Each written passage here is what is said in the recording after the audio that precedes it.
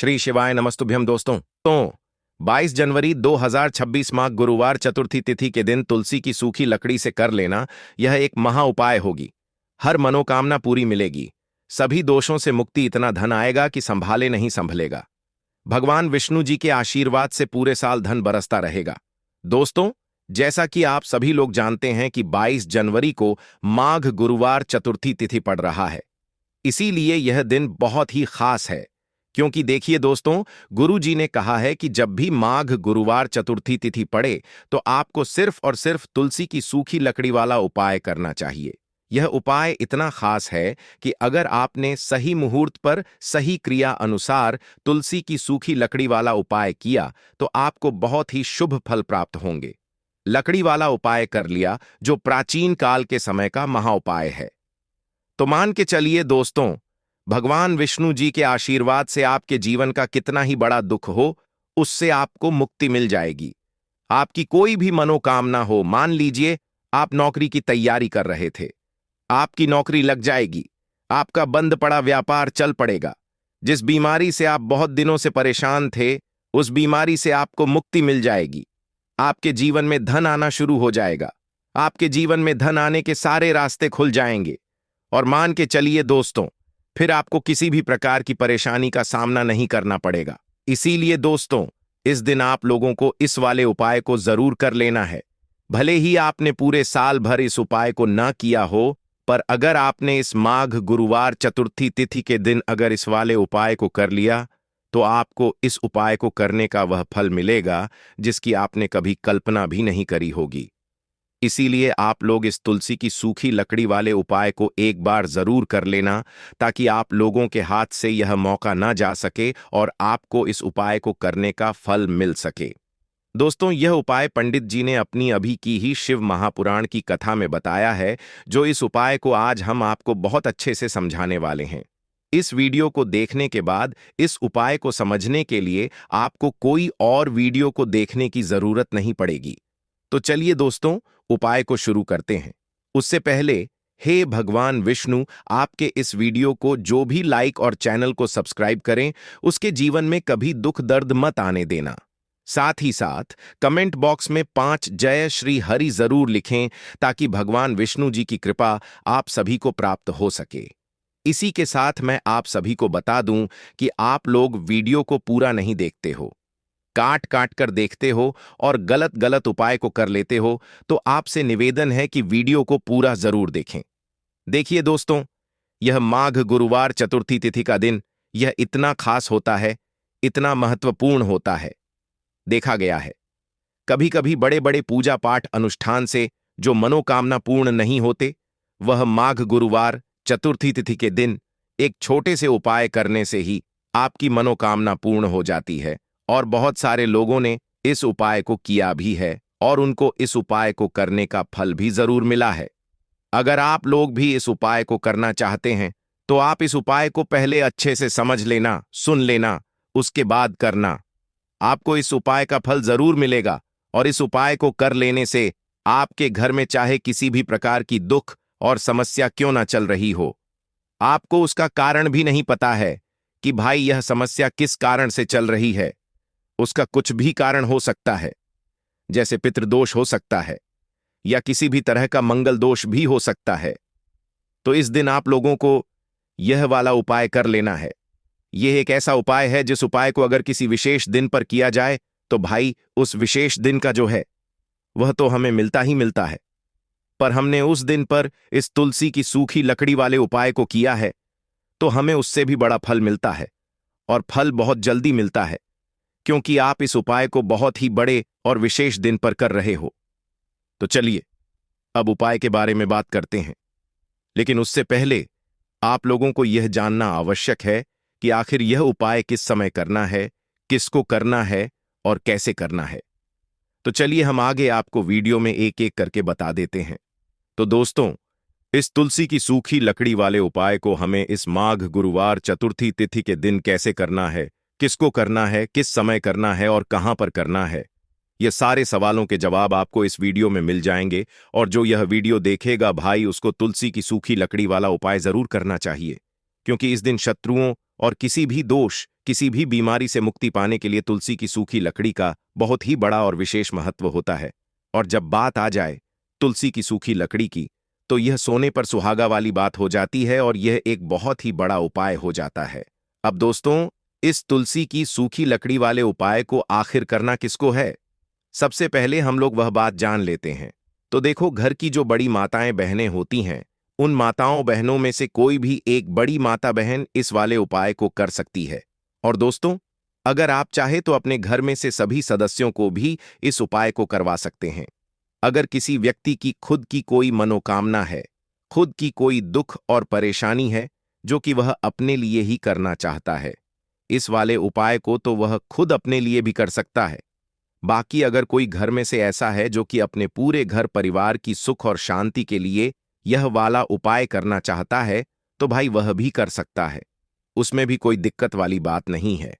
कहने का मतलब यह है कि इस उपाय को हर एक सदस्य भी कर सकता है और पूरे घर परिवार के सदस्य के लिए घर की बड़ी माताओं बहनों में से कोई एक माता बहन भी कर सकती है। माताएं बहनें अगर घर में उपस्थित ना हो या वह यह वाला उपाय ना कर पा रही हो, तो फिर घर का कोई बड़ा सदस्य भी इस तुलसी की सूखी लकड़ी वाले उपाय को कर सकता है। चाहे फिर वह पुरुष ही क्यों ना हो, उसमें कोई भी दिक्कत वाली बात नहीं है। अब दोस्तों, तुलसी की सूखी लकड़ी वाले उपाय को हमें करना कहां पर है? देखो, इस उपाय को हमें मंदिर में ही करना है।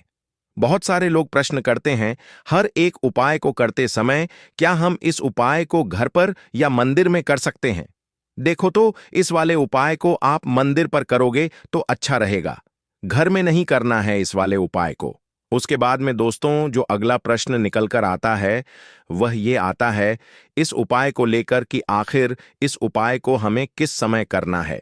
सुबह के समय करना है कि शाम के समय करना है?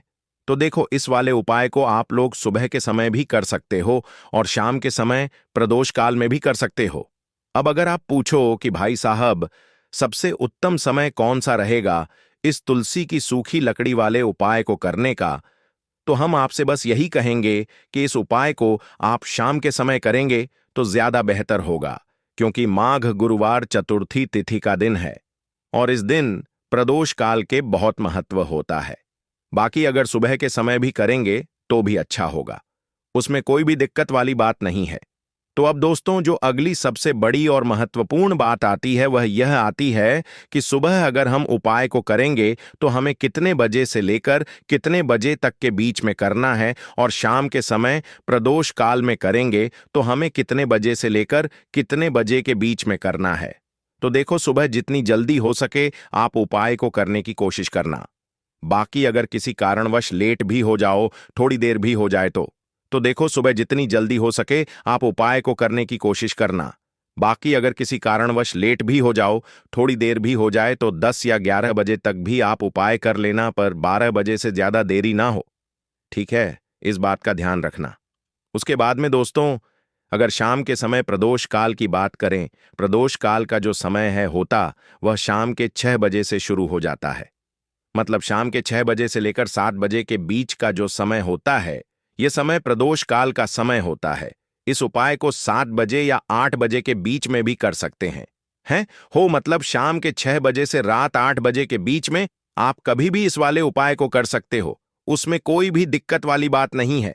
परंतु 22 जनवरी माघ गुरुवार चतुर्थी तिथि के दिन कोशिश करना कि समय के अंतर्गत ही कर लो। किसी कारणवश ना कर पाओ तो थोड़ा देरी से भी कर सकते हो।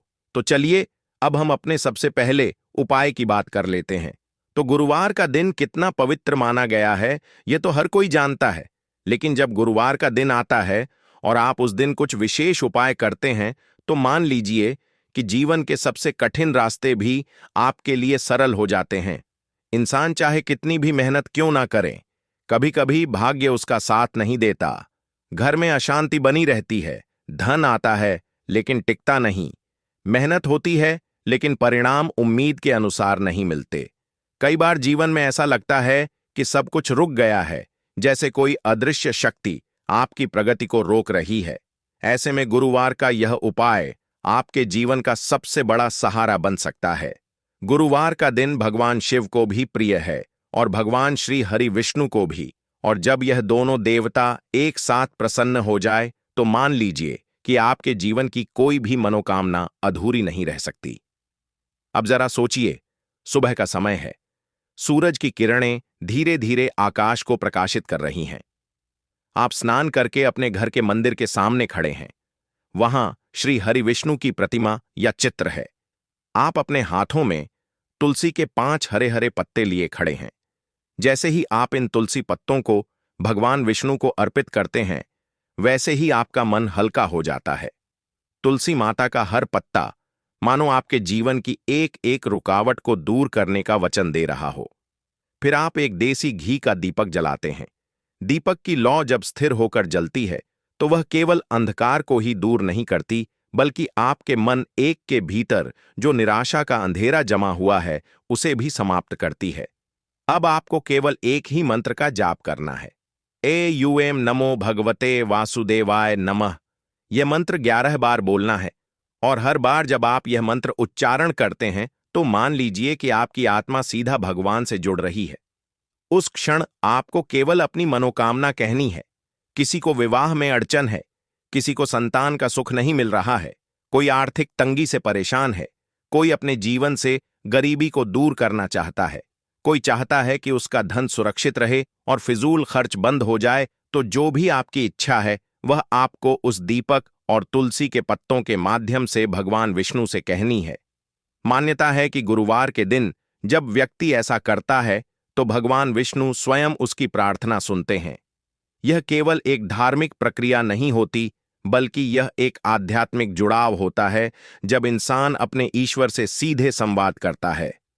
अब जरा यह सोचकर देखिए कि जब आप यह उपाय करते हैं तो आपके घर का वातावरण भी कैसे बदलता है। जहां पहले चिंता और तनाव की लहरें फैली रहती थीं, वहां धीरे धीरे शांति और सकारात्मकता का प्रवाह होने लगता है। दीपक की लौ मानो घर की हर दीवार को यह संदेश देती है कि अब अंधकार का समय समाप्त हो गया है और रोशनी का समय शुरू हो चुका है। तुलसी के पत्ते जिनको आप भगवान विष्णु को अर्पित करते हैं, वे केवल पत्ते नहीं हैं, वे आपके जीवन की इच्छाओं का प्रतीक बन जाते हैं।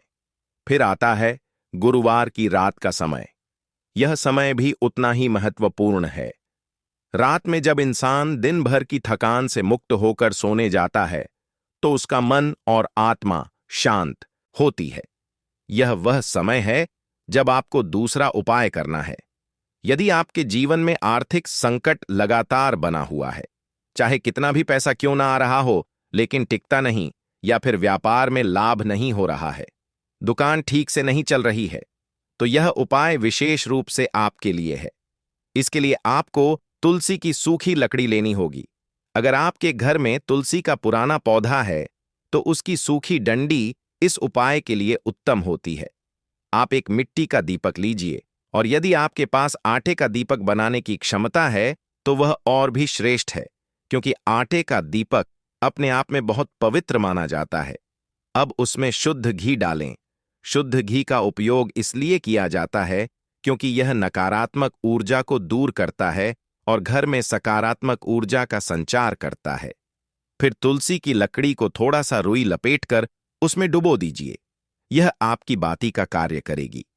इस दीपक को जब आप प्रज्वलित करेंगे और उसे भगवान विष्णु, भगवान राम, भगवान कृष्ण या माता तुलसी के सामने रखेंगे तो मान लीजिए कि आपकी सारी आर्थिक समस्याएं धीरे धीरे समाप्त होने लगेंगी। इस दीपक का महत्व केवल इतना नहीं है कि यह रोशनी देता है। इसका महत्व इस बात में है कि यह आपके जीवन की अंधकारमय परिस्थितियों को समाप्त कर देता है। जब दीपक जलता है तो मानो उसमें आपकी सारी चिंताएं, सारी परेशानियां और सारी बाधाएं झलकर राख हो जाती हैं। यह उपाय पूरे साल में केवल एक बार करने का अवसर मिलता है, और यदि आप इसे श्रद्धा से कर लें तो आपके जीवन में कभी धन की कमी नहीं रहेगी। अब आप सोचिए कि जब आप यह उपाय करते हैं तो आपके जीवन में किस तरह का परिवर्तन आता है। मान लीजिए कि आपका व्यापार लगातार घाटे में चल रहा था, आप परेशान थे, कर्ज बढ़ता जा रहा था, लेकिन जैसे ही आपने यह दीपक का उपाय किया, धीरे धीरे आपके व्यापार में ग्राहकों की भीड़ बढ़ने लगी। जो पैसे पहले रुकते नहीं थे, वे अब आपके पास ठहरने लगे। घर में खर्च तो होते रहे, लेकिन फिजूल खर्ची बंद हो गई, और यह सब इसलिए हुआ क्योंकि आपने गुरुवार की रात उस दीपक को प्रज्वलित किया।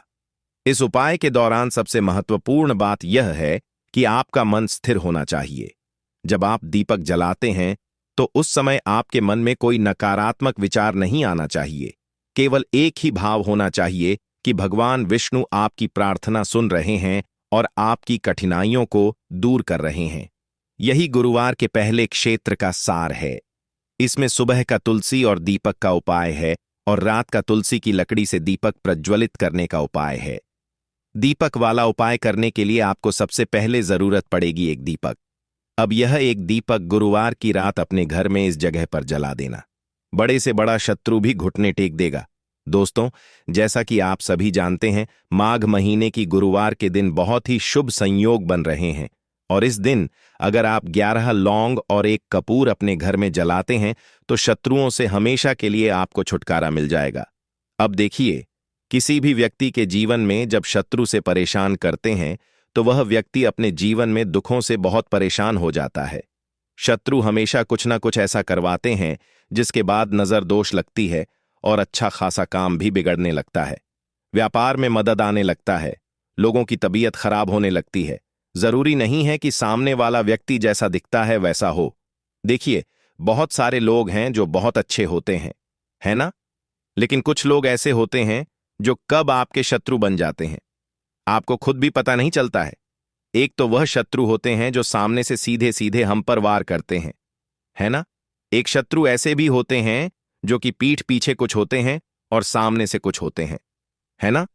ना, तो ऐसे शत्रु होते हैं गुप्त शत्रु, और ऐसे शत्रुओं से हमेशा आपको बचकर रहने की जरूरत होती है। आप अपने शत्रुओं को शांत भी कर सकते हैं, और इस उपाय को करने से आपको शत्रुओं से छुटकारा भी मिल जाएगा। लौंग जो होती है, यह शिविर शक्ति का स्वरूप होती है, और आप सभी जानते हैं कि महादेव जिसके साथ होना, साक्षात काल भी आकर उसका कुछ बिगाड़ नहीं पाता है। अच्छा, गुरुवार का जो दिन होता है यह इतना उत्तम होता है कि आप इस दिन अपने पितरों को प्रसन्न कर सकते हैं, धन प्राप्ति के लिए उपाय कर सकते हैं और शत्रुओं से भी छुटकारा पा लेते हैं। जब 11 लौंग का उपाय और एक कपूर का उपाय अपने घर पर करते हैं तो बात कर लेते हैं सबसे पहले उपाय की, जो कि पितरों को प्रसन्न करने के लिए है। देखिए, पित्त जब किसी से नाराज हो जाते हैं ना, तो उस व्यक्ति के जीवन में बीमारियां, दुख, धन की समस्याएं लगातार बढ़ती हैं। तो कोशिश करें कि हमेशा अमावस के दिन आप अपने पितरों को प्रसन्न करने के लिए उपाय करें। अच्छा, पितृदोष अगर घर में जरा सा भी होता है ना, तो सबसे ज्यादा कष्ट जो आता है वह बच्चों के जीवन पर आता है। बच्चों का मन पढ़ाई में नहीं लगता है, उन्हें आसानी से जीवन में सफलता नहीं मिलती है। बहुत सारे लोगों के यहाँ संतान को लेकर बहुत समस्याएं होती हैं कि संतान नहीं हो रही है ना? तो पितरों को प्रसन्न करने के लिए आपको इस दिन क्या करना है कि सूर्य भगवान को अर्घ देना है। तो थोड़ा सा तांबे का लोटा अगर हो तो तांबे के लोटे में जल भर लें, वरना किसी भी लोटे में आप जल लें। उसके अंदर आपको क्या करना है, थोड़े से अक्षत के दाने डालने हैं, थोड़े से चावल के दाने, थोड़ी सी किसरी डाल लें। अगर लाल फूल है तो लाल फूल डाल लें और सूर्य भगवान को अर्घ दें। अगर भी आप जल चढ़ा देते हैं, अर्घ दे देते हैं, तब भी आपके घर से पितृदोष दूर होता है। तो जब भी आप गुरुवार के दिन सूर्य भगवान को अर्घ देते हैं, इससे आपके पितृ प्रसन्न होते हैं। साथ ही साथ अगर आप कर सकते हैं तो पीपल का जो पेड़ होता है, इसमें भी हमारे पितरों का वास माना जाता है। तो आपको काका या करना है कि एक लोटे में या किसी भी बर्तन में आपको जल लेना है, उसमें थोड़े से आपको काले तिल के दाने डालने हैं, काला तिल डालना है। साथ ही साथ आपको क्या करना है, थोड़े से मिश्री के दाने डालने हैं, गुड़ भी आप यहां पर डाल सकते हैं। अब यह मीठा जल आपको पीपल के पेड़ में चढ़ाना है। आपके घर के आसपास जहां भी पीपल का पेड़ हो, आप गुरुवार के दिन सुबह के समय में पीपल की जड़ में यह मीठा जल चढ़ाएं और अपने पितरों से क्षमा याचना करें। साथ ही साथ दीपक अगर आप लगा सकते हैं तो पीपल के पेड़ के नीचे आपको दीपक जरूर से गुरुवार के दिन शाम के समय में लगाना चाहिए। पिता आपके हमेशा प्रसन्न रहेंगे और कभी भी पितृदोष की वजह से घर में कोई दुख और कष्ट नहीं आएगा। तो बहुत ही उत्तम सा यह उपाय है जो कि पितरों को प्रसन्न करने के लिए है, और जीवन के दुख कष्ट जो हैं वह बहुत जल्दी दूर होते हैं जब आप हमेशा अपने पितरों को प्रसन्न रखते हैं, तो चलिए अब बात कर लेते हैं।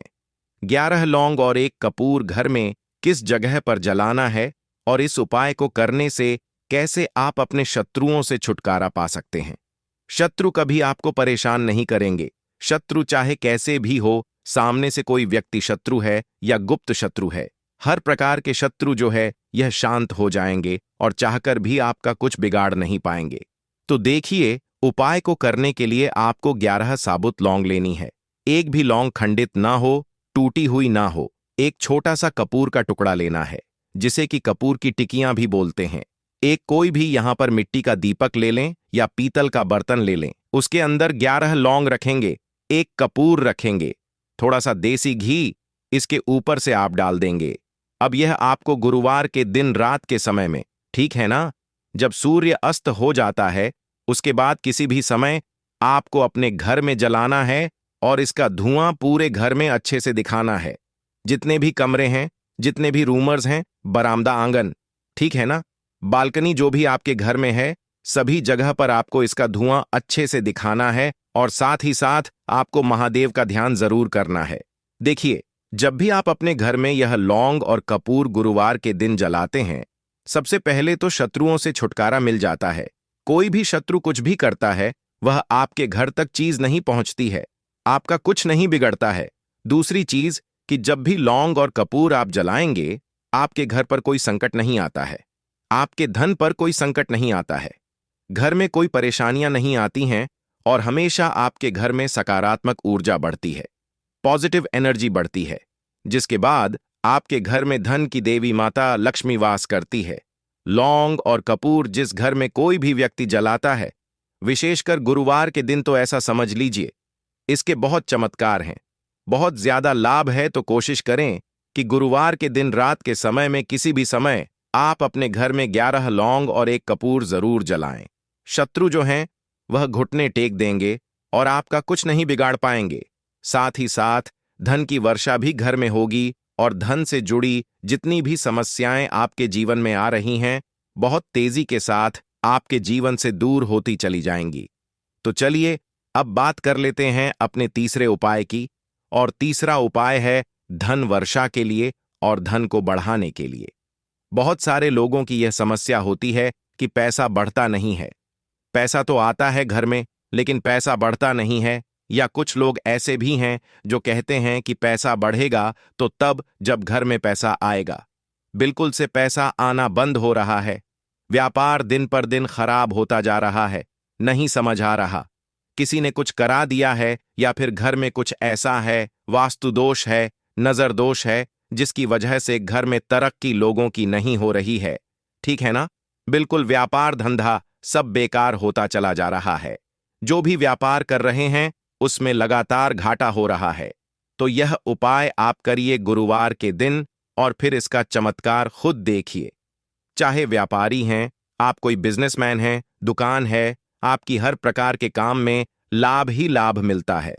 जब इस उपाय को आप करते हैं, आपको क्या करना है, 2 फूल वाली लौंग लेनी है, 1 लाल फूल लेना है, गुलाब का फूल भी आप यहां पर ले सकते हैं। उसी गुलाब के फूल में यह 2 फूल वाली लौंग रख देनी है। 1 देसी घी का दीपक आपको जलाना है, लंबी बाती का। अब यह दोनों चीजें लेकर अपने घर के मंदिर में आपको बैठ जाना है। शाम के समय में, गुरुवार के दिन शाम के समय में जब सूर्य अस्त हो जाता है, सूर्य छिप जाता है, अब आपको सबसे पहले देसी घी का दीपक जला देना है, माता लक्ष्मी के सामने और भगवान विष्णु जी के सामने, ठीक है ना। एक देसी घी का दीपक जला देंगे और जो लौंग और फूल आपने लिया है, यह अपने सीधे हाथ में आप रख लेंगे। अब आपको माता लक्ष्मी से अपने जीवन की समस्याओं को कहना है कि मेरा काम नहीं चलता है, मेरा व्यापार अच्छे से नहीं बढ़ता है, मेरा धन नहीं बढ़ रहा है, मेरे पैसे में बढ़ोतरी नहीं हो रही है, जो भी दुख है, जो भी पैसे को लेकर समस्याएं जीवन में है, सब कुछ आपको माता लक्ष्मी और श्री हरि विष्णु से कह देना है, ठीक है ना।